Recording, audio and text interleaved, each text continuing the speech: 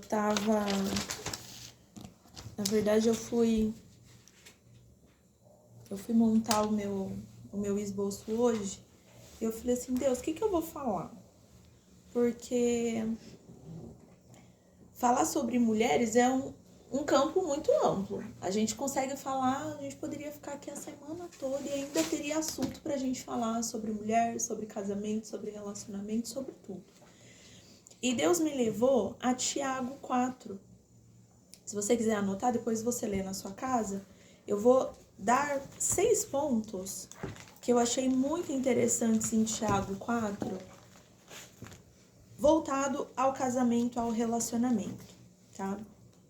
É um texto curto, lá em Tiago, quando vocês forem ler, mas é um texto muito rico. E eu creio que Deus vai trazer muitos aprendizados para nós nessa tarde. Amém. A primeira coisa que eu quero te falar antes da gente entrar nesse texto é que casamento é sacrifício. Eu sempre vou falar isso porque as pessoas, muitas vezes, elas esquecem que casamento é sacrifício. A gente lembra só do mar de rosas, a gente só lembra da parte boa, mas casamento é um sacrifício. E se você for ler a Bíblia, você vai ver que o Senhor pede para que o homem ame a sua esposa a ponto de morrer por ela. Então, quando nós vemos esse versículo, a gente já entende o quão sério e o quão importante é o casamento para Deus, tá? E aí nós vamos começar lá no primeiro ponto que eu quero trazer para vocês. Tamires, como que eu posso ter um casamento abençoado? Você poderia me perguntar isso, mas a pergunta que eu te faço é: qual mulher você precisa se tornar para ter um casamento abençoado? Porque muitas vezes a gente quer só os bônus. Ai, como que eu tenho isso? Não. Eu quero que você mude essa pergunta. Quem eu preciso me tornar para ter um casamento abençoado? Quem eu preciso me tornar para ter tal bênção na minha vida? Quem eu preciso me tornar para que tal promessa se cumpra na minha vida? Quando a gente começa a olhar por esse lado, a gente percebe que o problema não está em Deus ou no marido. O problema está em nós, que ainda não estamos como precisamos estar para receber aquilo que tanto queremos receber. E aí o primeiro ponto que eu quero trazer é: não imitem o padrão do mundo. E isso é algo muito forte que nós temos visto hoje abertamente nas redes sociais, na TV. O que você assiste, seja novela, seja filme, você vê mulheres empoderadas, que trabalham, que são CEOs, que são muito poderosas, que ganham mais do que o marido. Muitas vezes o marido fica dentro de casa, cuidando dos filhos. Então você vê uma distorção do papel do homem e da mulher. E não foi isso que Deus preparou para nós. Não foi isso que Deus instituiu para a família, se nós formos ler a Bíblia. Então, o primeiro ponto que eu quero trazer aqui é: não imitem o padrão do mundo. Ah, tá todo mundo fazendo. Não, se tá todo mundo fazendo, tem alguma coisa errada. A gente não pode fazer, porque a gente é diferente. E esses não são os padrões que Deus tem para nós, como mulheres. O segundo ponto que eu quero trazer aqui para vocês é: peçam a Deus para que o seu casamento seja testemunho da grandeza e misericórdia dele. Tem um versículo lá em Tiago 4 que diz assim: e quando pedem, não recebem, pois pedem pensando em seus próprios prazeres. Então, quando você for pedir para Deus abençoar o seu casamento, o seu relacionamento, ou qualquer coisa, porque é isso que nós estamos aprendendo aqui, não serve só para o casamento, serve para os negócios, serve para os filhos, serve para o nosso lar. Quando você for pedir algo para Deus, não peça para as pessoas verem, não peça para você provar algo para alguém, não. Peça para que o nome do Senhor seja glorificado. Peça para que o nome do Senhor, quando as pessoas olharem assim, elas possam falar assim: não, ela não tinha condição de ter um casamento abençoado desse jeito, só pode ser Deus que fez. Ou quando as pessoas olharem e falar assim: nossa, que família abençoada. Da onde ela veio, ela não tinha condição de ter uma família abençoada desse jeito, só pode ser Deus. Então, a partir de hoje, que a nossa oração seja essa: Deus, o que o Senhor for fazer na minha vida, no meu casamento, na minha família, que não seja só para o meu bel prazer, mas que seja para que o teu nome seja glorificado e para que a minha vida seja um testemunho vivo daquilo que o Senhor pode fazer, da sua grandeza, da sua infinita misericórdia, porque é só Deus que pode fazer certas coisas. Terceiro ponto: tenha relacionamento com Deus. Lá em Tiago 4 vai dizer assim, ó: aproximem-se de Deus e ele se aproximará de vocês. Humilhem-se diante do Senhor e ele vos exaltará. Se humilhem na presença do Senhor. Muitas vezes a gente quer pedir conselho para A, para B, para C. Mas para cada pessoa, Deus tem uma história. Existem as leis do Senhor que não mudam, os princípios do Senhor não mudam, mas o Senhor sempre tem exceções em histórias.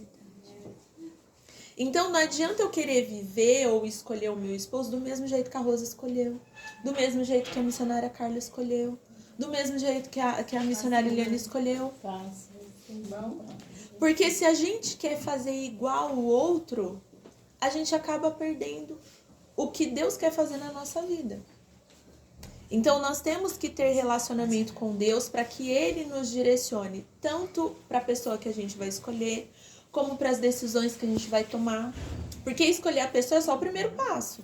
Depois tem o resto da vida para você tomar decisões. Muitas vezes você vai ter que ceder, muitas vezes você vai ter que confrontar, muitas vezes você vai ter que só orar. E como que a gente sabe? Quando confronta, quando cede e quando ora. Tendo relacionamento com Deus. Então, o casamento abençoado, ele começa em Deus. Não tem outro jeito. Você pode fazer um monte de curso. Se você não tiver relacionamento com Deus para saber o que fazer em cada situação, não vai ter um casamento abençoado. Quarto ponto. Esse daqui dói. Eu tenho certeza que todas já fizeram. Até eu já fiz. Mas Deus trabalha. Irmãos, não falem mal uns dos outros. Nunca fale mal do seu esposo. Tamires, mas você não sabe o que ele fez. Eu imagino, porque homem é uma bênção. Mas não fala mal dele. Não fala. Sabe por quê? Você tira a honra dele perante as pessoas. Morde a língua. Grita lá dentro do quarto, trancadinha. Mas não fala para as pessoas.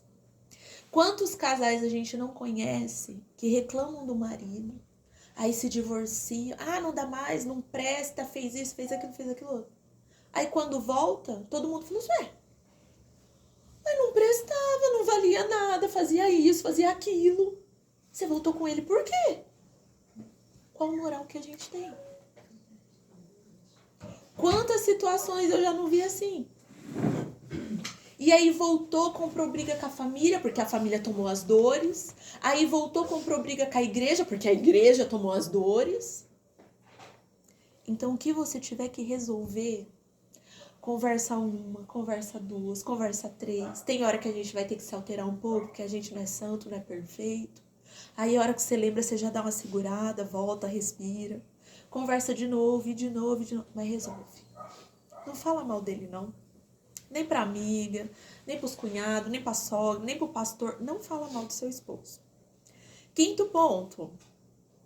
Não confiem em si mesmos. Entreguem tudo a Deus. Lá em Tiago 4 vai dizer assim, como sabem como será a sua vida amanhã, se a vida é como uma névoa? Não tem como a gente ter certeza de nada. Então, entregue tudo nas mãos do Senhor.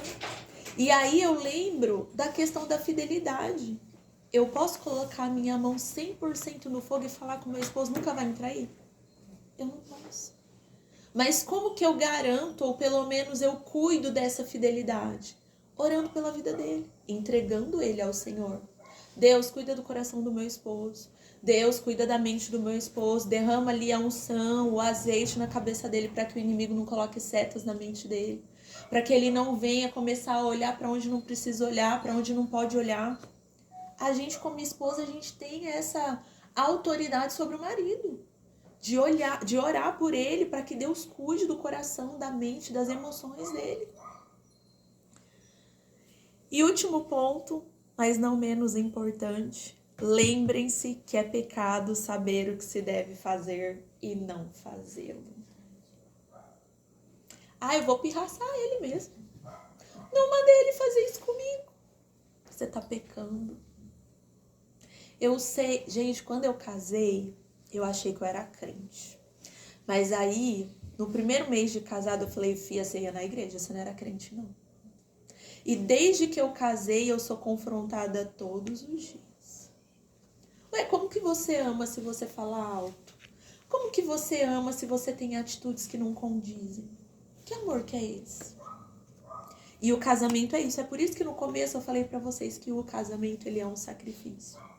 Porque dentro do casamento a gente tem que abrir mão do nosso orgulho, a gente tem que abrir mão do que a gente acha que é certo, a gente tem que abrir mão muitas vezes de coisas que a gente ama por amor ao parceiro, pra ver ele feliz. Como que eu vou fazer o meu marido estar triste se eu falo que amo ele? Que amor que é esse? Então a gente quer agradar, a gente quer cuidar. Muitas vezes a gente acaba poupando demais, a gente estraga. Aí lá na frente a gente vê, não posso poupar muito não, porque esse homem é forte, é viril. Tem que trabalhar mesmo, vai trabalhar. Então a gente vai aprendendo. A gente vai aprendendo. E esse relacionamento com o Senhor é algo muito importante, porque o Senhor, quando você tem esse relacionamento com ele chega lá no pé do ouvido e ele fala assim, ó, você viu que ele fez isso? Vai lá dar um agrado nele. Ó, ele cuidou de você hoje. Ele fez uma surpresa. Você não acha que você falou um pouco duro com ele? Aí o Espírito Santo vai moldando, vai direcionando. Aí você volta atrás, aí você fala assim, é que eu acho que eu fui meio injusta. Você tá pedindo perdão? Não, estou falando que eu fui meio injusta, sim. Acho que eu me exaltei, mas acho que você estava certo. E aí o Espírito Santo vai trabalhando na nossa vida, no nosso coração, aí o nosso esposo começa a ver Deus em nós. Ele vai ficando mais crente também, porque ele fala assim, nossa, olha quando eu casei, como que ela era, o Espírito Santo foi trabalhando, ela foi melhorando. Então o casamento, se você souber entender o que é o casamento, ele vai te lapidar. Com fogo, mas ele vai te lapidar. E os resultados, eles não vão precisar ser contados. Porque o seu vizinho vai ver, vai falar assim, ó, eles vivem bem, né? Nunca vi eles discutindo, nunca vi eles brigando. Eu vejo ele abrindo a porta do carro para ela, eu vejo ele chegando com flor. E aí a sua vida começa a se transformar num testemunho. Você não precisa falar. As pessoas começam a ver o jeito que trata, o jeito que lida. E aí o Senhor vai trabalhando. E aí você vai fazendo missões sem nem perceber que você está fazendo missões. Só com a sua vida, com o seu casamento, com a sua maneira de ser. Aí a gente volta naquele segundo ponto, que a gente não pede para o nosso bel prazer, a gente pede para a glória de Deus.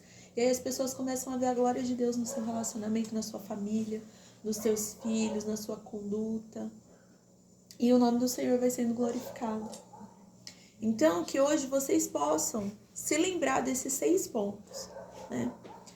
Não imitar o padrão do mundo, pedir a Deus para que o seu casamento seja um testemunho da grandeza e misericórdia dele, ter relacionamento com Deus para ele te ajudar a direcionar suas atitudes referentes ao casamento, não falar mal do seu esposo, não confiar em si mesmo, mas entregar tudo a Deus, e fazer aquilo que você sabe que você tem que fazer. Não seja como o servo inútil que anda só 1 milha, não porque foi falado que é 1 milha, não.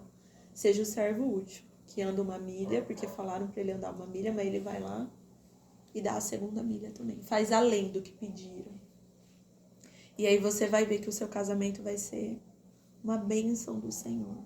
O Senhor vai fazer parte, sua casa vai ter paz, seu lar vai ter paz, e o nome do Senhor vai ser glorificado. Amém? Amém. Amém.